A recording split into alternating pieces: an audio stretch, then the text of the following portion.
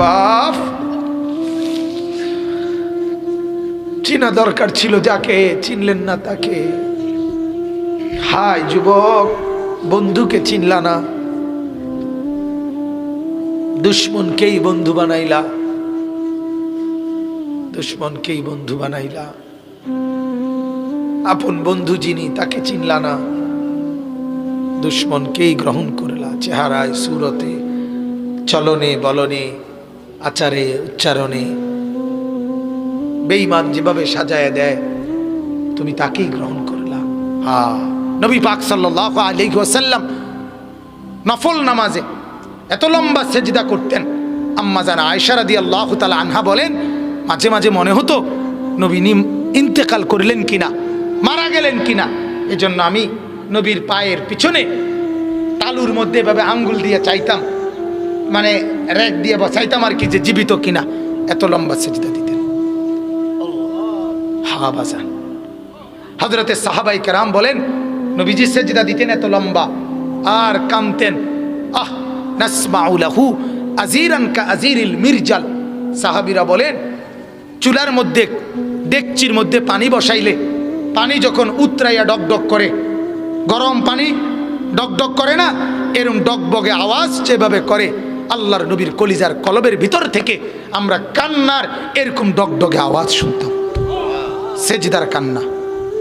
আল্লাহর নবী এভাবে কাঁদতেন, নবী এভাবে কাঁদতেন। আম্মা জান আয়েশা বলেন, একদিন রাত্রিবেলা নামাজে দাঁড়াইছে, তাহাজ্জুদে এক রাকাতে মাত্র দাঁড়াইছে নবীজি।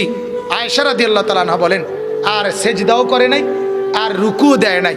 বেলালের আজান পর্যন্ত, ফজরের আগ মুহূর্ত, এ দাঁড়ানো থাইকেই কোরআনের একটা আয়াত পড়ছে আর কাঁদছে, আর কাঁদছে, আর কাঁদছে। কাঁদতে কাঁদতে চোখ ফুলায় ফেলছে, দাড়ি ভিজে গেছে, বুকের পশম ভিজে গেছে। আম্মা জান আয়েশা বলে, তাওয়াররামাত কাদামাহু, দুইটা পাও ফুলে ফুলে গেছে। এরপরে আরো আশ্চর্য কথা শুনেন। আম্মা জান আয়েশা বলে, উম্মত শুনবা, সেদিন ওই রাতে সারা রাত কেঁদে কেঁদে বুক ভাসাইয়া নবী একটা কথা বলছে আল্লাহর কাছে।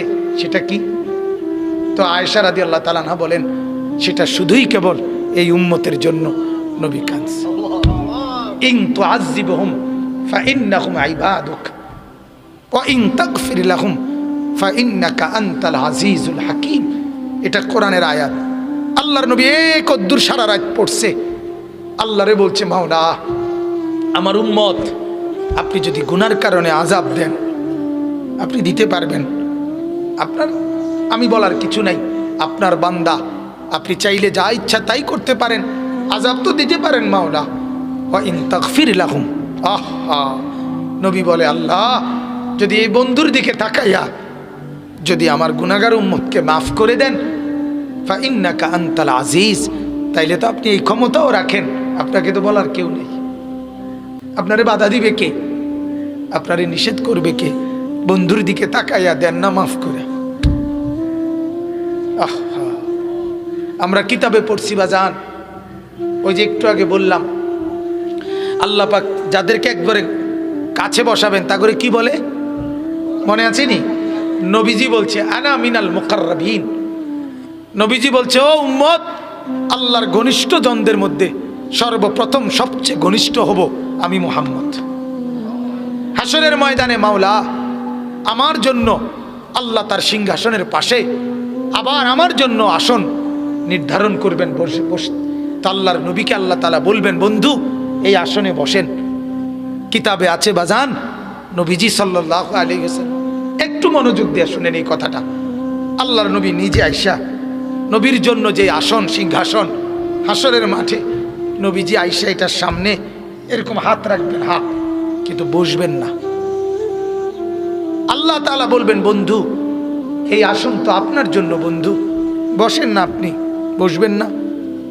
তো আল্লাহর নবী বলবেন, রব্বুল আলামিন আমার জন্য বলাতে তো হাত রাখছি, আমার এটা তো আমি গ্রহণ করছি, আপনি দিয়েছেন বলে, কিন্তু আমি বসবো না মাওলা। আল্লাহ বলবেন, কেন বসবেন না? আল্লাহর নবী বলেন, রব্বুল আলামিন আমি যদি বসে যাই হাসরের এই বিরাট ময়দানে, আমার উম্মতের জন্য দৌড়াবে কে? আমার কোথায় কোন উম্মত গুনার কারণে, নাফরমানির কারণে আটকে যায় কিনা।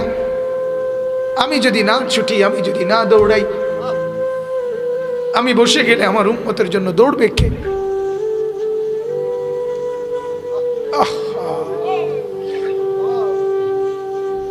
বাপ, চিনা দরকার ছিল যাকে, চিনলেন না তাকে। হায় যুবক, বন্ধুকে চিনলা না, দুশ্মনকেই বন্ধু বানাইলা, দুশ্মনকেই বন্ধু বানাইলা। আপন বন্ধু যিনি তাকে চিনলা না, দুশ্মনকেই গ্রহণ করলা। চেহারায়, সুরতে, চলনে বলনে, আচারে উচ্চারণে বেঈমান যেভাবে সাজায় দেয়, তুমি তাকেই গ্রহণ করলা যে তোমার বন্ধু। কি কথা একটা নবী কেমনে বললেন! আরে আরো শুনেন মিয়া, হাদিসে আছে আল্লাহ তাআলা জিবরাইল ফেরেশতাদেরকে পাঠাবেন, আমার বন্ধুকে কবর থেকে প্রথম হাসরের ময়দানের জন্য তোলো। তখন জিবরাইল আলাইহিস সালাম, মিকাইল, ইসরাফিল, আজরাইল, 4 ফেরেশতা মদিনার রওজায় নবীর কবরের সামনে আসবে। আর ফেরেশতারা একজন আরেকজনকে বলবে, তুমি ডাকো নবীকে। সবাই বলবে না। শেষ পর্যন্ত বলবে, জিবরাইল তোমার সাথে নবীর মহব্বত বেশি, তুমি বেশি আসছিলা গেছিলা দুনিয়াতে, তুমি ডাক দাও, আমরা সাহসে কুলায় না।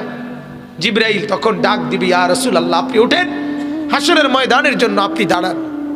আল্লাহর কসম বাপ কসম, হাদিসে আছে নবীজি সাল্লাল্লাহু আলাইহি সাল্লাম বলেন, আমার উম্মত আমি নবী তখন এই কবর থেকে উঠেই কপালের বালু মুছতে মুছতে আল্লাহর নবী বলবেন, জিবরাইল আমার উম্মত কোথায়? আমাকে নেওয়ার জন্য আসে নাই নাকি তারা জাহান্নামে চলে গেছে? জিবরাইল তখন চোখের পানি ফেলে বলবেন, না ইয়া রাসূলুল্লাহ, এখনো কেউ কবর থেকে উঠে নাই, কাউকে আল্লাহ এখনো উঠায় নাই, আপনি উঠলে এরপরে সবাই উঠবে। উঠেই নবী বলছে, হায় আমার উম্মত কই?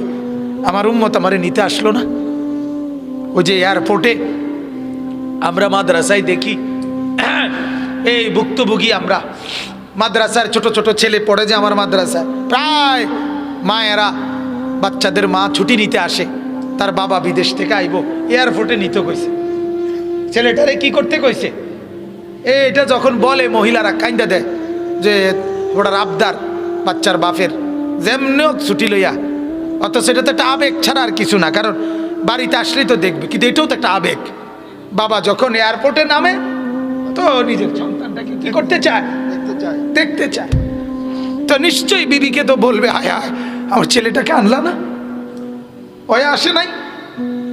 তো নবীও এমন বলবে, জিবরাইল আমার উম্মত আসে নাই, আমারে নিতে আসে নাই, ওরা কোথায়? তো জিবরাইল বলবে, ইয়া রাসূলুল্লাহ উঠে নাই ওরা এখনো, আপনি উঠলে এরপরে আল্লাহ সবাইকে উঠাবে। অতএব বাজান, আমি অনুরোধ করছি, জীবন বদলান, জীবন সুন্দর করেন, চেহারা সুন্দর করেন, আখলাক সুন্দর করেন, প্রত্যেকেই ফিকির করেন। কষ্ট করে যারা বাবা বলছেন, জওয়ান ভাইয়া তোমাদেরকে আবারও বলি, বাজান তোমার জীবন তুমি সুন্দর করো। বন্ধু চেনো, বন্ধু চেনো, বন্ধু তোমার রসূল, বন্ধু তোমার রসূল, বন্ধু চেনো।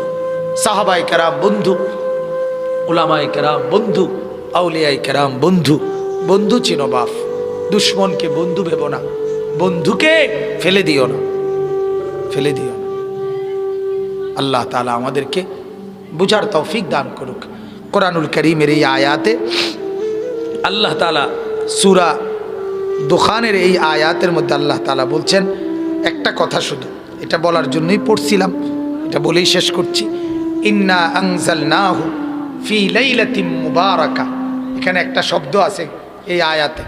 আল্লাহ তাআলা বলছেন আমি কোরআন নাজিল করেছি বরকতময় রাতে। কি রাতে? এই কথাটা নিয়ে মুফাসসিরদের মধ্যে দুইটা মত। অধিকাংশ মুফাসসিরের মত হলো এই আয়াতে বরকতময় রাত বলতে শবে কদর, রমজানে যেটা, ওইটা বোঝানোর উদ্দেশ্য। এটা হলো অধিকাংশ মুফাসসিরদের কি মত। এটা ধরলে কোরআনে শবে বরাতের আলোচনা নাই, কথা বুঝছেন? কিন্তু একজন প্রসিদ্ধ মুফাসসির, যিনি আমগো আমলের না, আমগো আমলের তো সবাই প্রসিদ্ধ, আমাদের দেশে তো আলহামদুলিল্লাহ সবাই আন্তর্জাতিক খ্যাতিসম্পন্ন মুফাসসিরে কোরআন। ভাই তো চেনে না, এলাকা তো চেনে না, এবারও কি আন্তর্জাতিক খ্যাতিসম্পন্ন নর্মাল কোনো মুফাসসির আল্লাহ শুকর আমরা দেশে নাই, অন্য দেশে থাকলে থাকতে পারে। এরপরে সবাই বিশিষ্ট ইসলামী চিন্তাবিদ, অল্প স্বল্প চিন্তা করি না লোক নাই, একবারে না, সামান্য চিন্তা সমক, সবাই বড় বড় চিন্তাবিদ, সব এক একজন বৈরবের ফুল, যমুনার ব্রিজ, একবারে সালির বস্তা, আডার বস্তা, এক একজন। আল্লাহ মাফ করে দেন।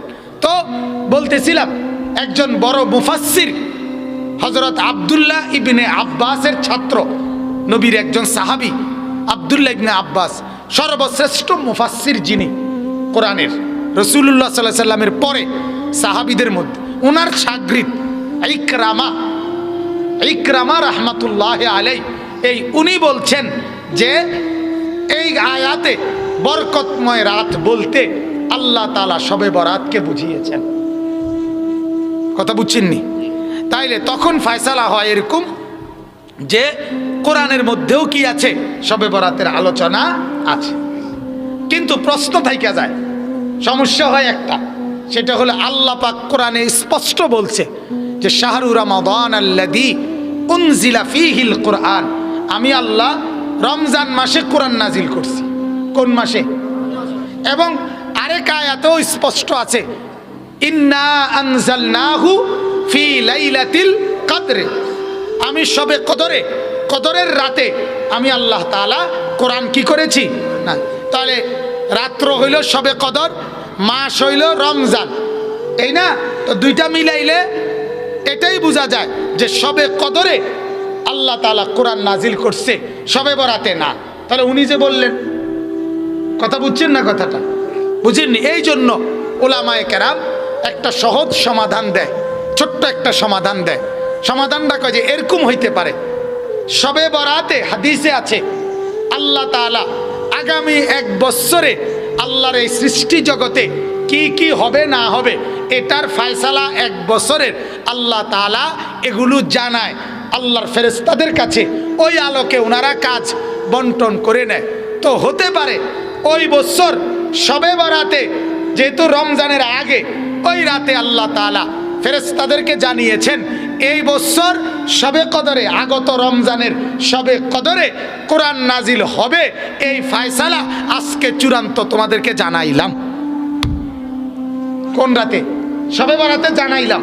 আর আমাদের বাংলা ভাষায় বুঝার জন্য বলতেছি, একটা প্রচলন আছে কথার, যে আমনে কইছেন আই পাইছি।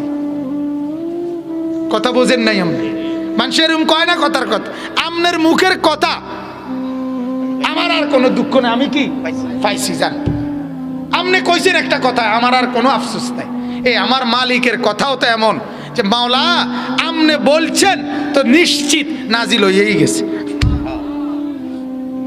বুঝেন নাই কথাটা? এইভাবে ধরা হয়।